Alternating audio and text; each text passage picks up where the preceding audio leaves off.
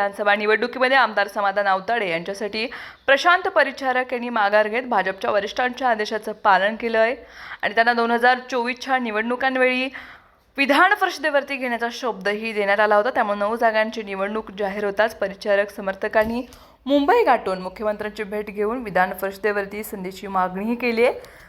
परिचारक समर्थकांना यंदा मोठी आशा होती, मात्र यादी जाहीर झाल्यानंतर नाराजीचा सूर उमटण्यास सुरुवात झाली। परिचारकांच्याबरोबर जिल्ह्यामधून अनेक जण इच्छुक होते। वाशीचे माजी आमदार राजेंद्र राऊत हे सर्वात प्रबळ दावेदार समजले जात होते आणि नगर परिषद आणि पंचायत समिती जिल्हा परिषद निवडणुकीमध्ये त्यांनी जोरदार मुसंडी मारत भाजपलाही यश मिळवून दिले। याचबरोबर ती मोहोळचे माजी आमदार राजन पाटील यांचं नावही सतत आघाडीवरती राहिलं होतं। त्यांच्या भाजप प्रवेशानं येथे कमळाची ताकद खूप वाढवली होती।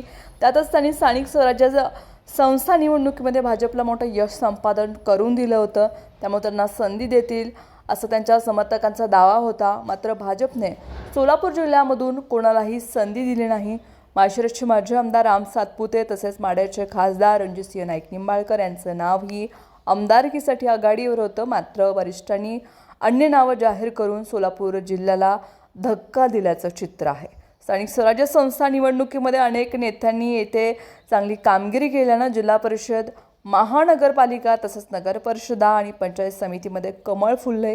यामुळे कोणा एकाला संधी मिळाली तर बाकीचे नेते नाराज होण्याची शक्यता जास्त असल्यानं भाजपने येथे कोणालाही संधी दिली नसावी अशी चर्चा आहे।